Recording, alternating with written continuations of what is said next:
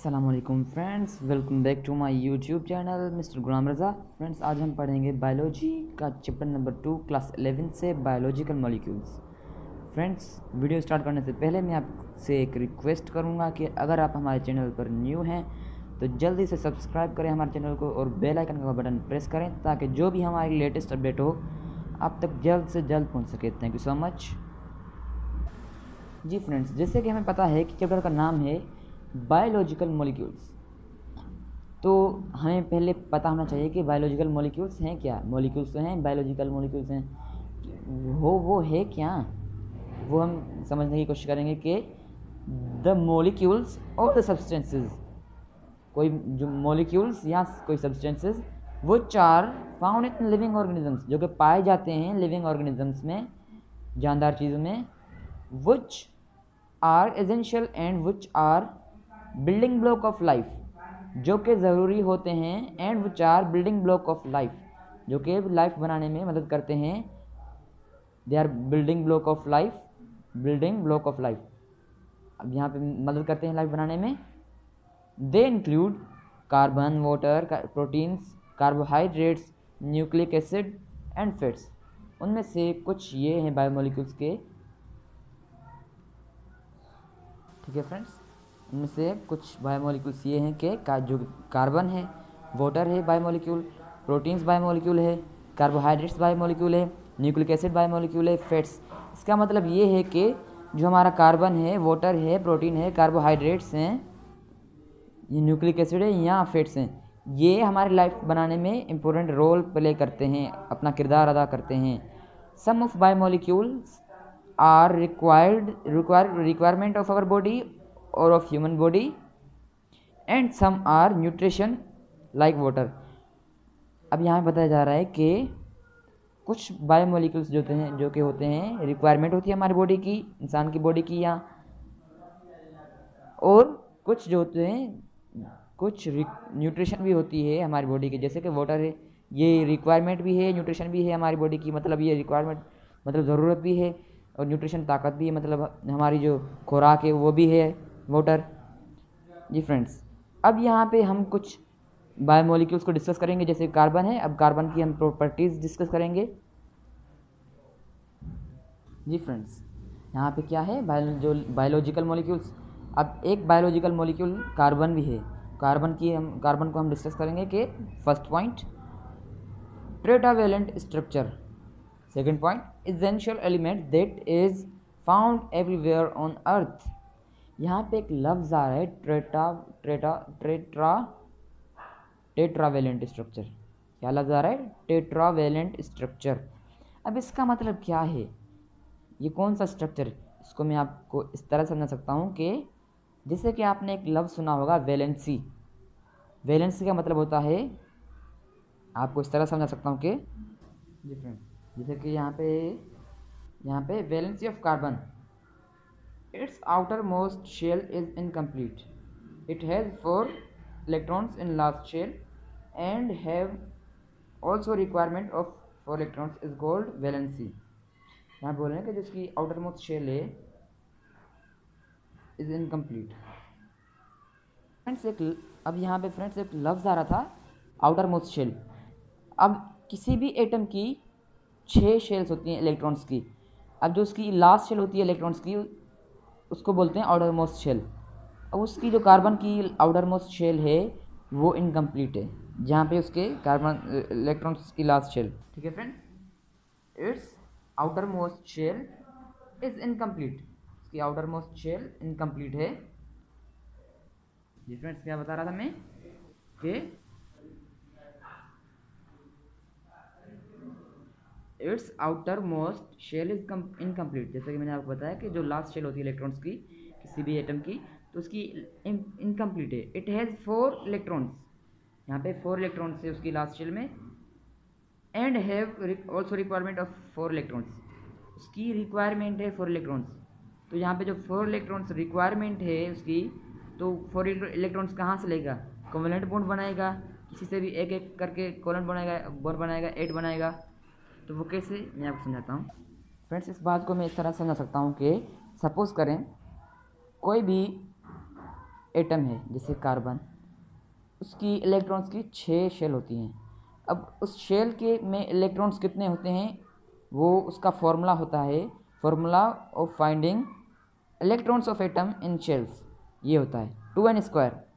अब यहाँ पे इस तरह से हम इलेक्ट्रॉन्स फाइंड करेंगे कि के शेल में कितने इलेक्ट्रॉन्स हैं, एल शेल में कितने इलेक्ट्रॉन्स हैं, एम में कितने हैं, एन में कितने हैं, ओ में कितने हैं, पी में कितने हैं। अब यहाँ पे मैंने लिखा है 2, 8, 18, 32, 50, 72, ये आपको याद करने के लिए लिखा है मैंने। लेकिन ये कैसे आते हैं, ये यहाँ से फाइंड करेंगे इलेक्ट्रॉन्स। ठीक है फ्रेंड्स, फॉर वन शेल, इससे पहले मैं आपको बताऊंगा, ये पॉइंट पढ़ूंगा कि their valency will be found by help of atomic number.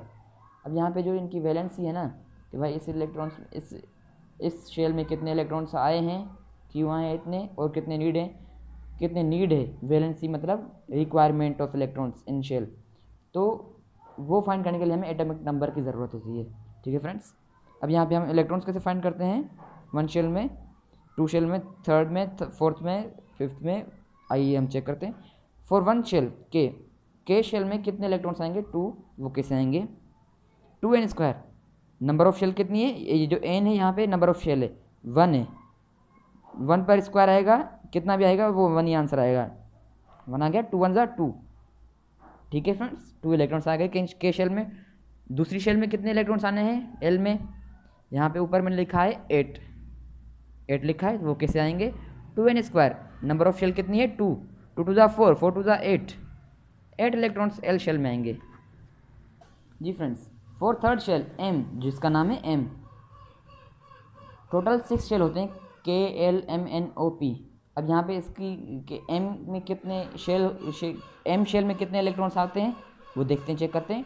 Number of shell कितनी है, 3rd है, 3 3 = 9, 9 2 = 18 इलेक्ट्रॉन्स हैं एम शेल में। For 4th shell same process, number of shell कौन सी है, 4th है, एन जिसका नाम एन है, 4 4 = 16, 16 2 = 32 इलेक्ट्रॉन्स आएंगे एन शेल में। ठीक है फ्रेंड्स, फॉर 5th शेल ओ है जिसका नाम, नंबर ऑफ शेल कौन सी है, 5th है, 5 5 = 25, 25 2 = 50 इलेक्ट्रॉन्स आएंगे ओ शेल में। For 6th and last shell जिसका नाम है P, 2n², same formula, number of shell कौन सी है, 6 है, 6 6 = 36, 36 2 = 72 इलेक्ट्रॉन्स पी शेल में।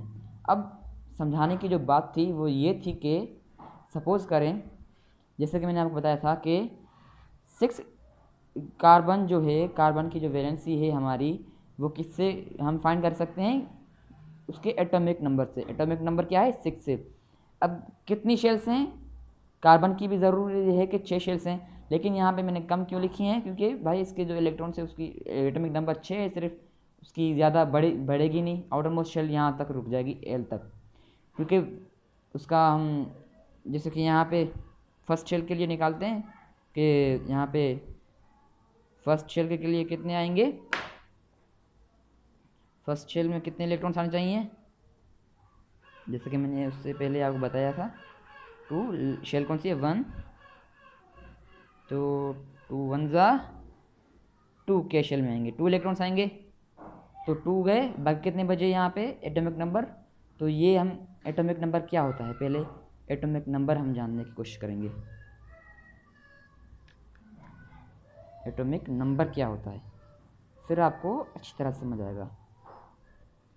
Number of electrons